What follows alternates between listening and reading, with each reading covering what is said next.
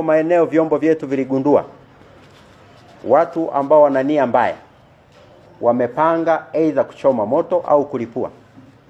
Vyombo vyetu viligundua mapema. Ndio maana wananchi wa mkoa wa Tabora mliona tuliweka vizuizi vingi huko mabarabarani, ili kuhakikisha kila anayeingia katika mkoa huu anaingia akiwa salama na atatoka akiwa salama. Baada ya kubaini vitendo hivyo na maeneo hayo ambayo watu hao walikuwa wamekusudia, kwa mfano walikuwa wamekusudia baadhi ya sheli hapa mjini, ikiwemo ile unayoenda Sikonge pale, inaitwaje ile sheli ya Sizia, walikuwa wameibainisha katika orodha yao. Hapo katikati kwa Suma hapo Unique, hao wahalifu walikuwa wamebainisha katika orodha yao kwamba watailipua. Sasa hatujui walikuwa wanataka kulipua lini, lakini walikuwa wamebainisha. GBP walikuwa wamebainisha, Lake Oil walikuwa wamebainisha, Meru walikuwa wamebainisha, lakini walikuwa wamebainisha makazi ya viongozi wa serikali.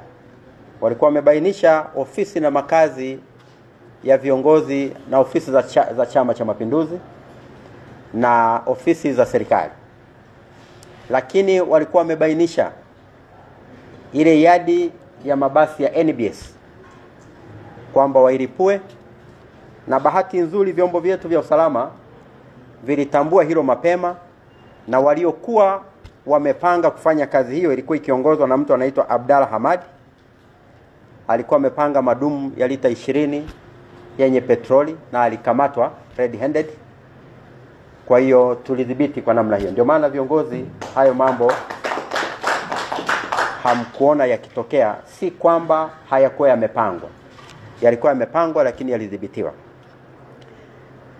Katika hayo huyo mtu tumemshikilia, yupo polisi, na nafikiri atafikishwa mahakamani kujibu kesi hiyo aliyokuwa nayo.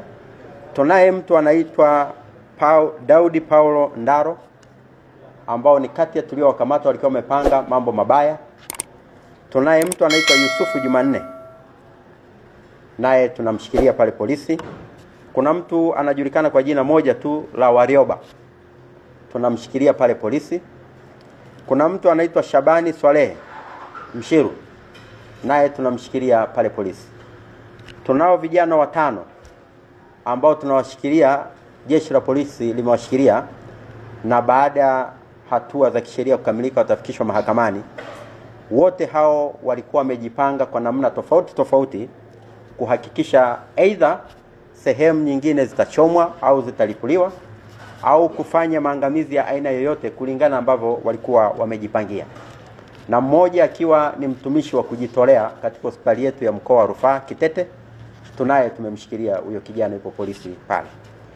Kwa hiyo na wengine wapo ambao tunawatafuta. Baada ya kuona wenzao wamekamatwa, wao walikimbia, lakini wahakikishieni wananchi wa mkoa wa Tabora tutawakamata. Hawatakuwa na pa kukimbilia.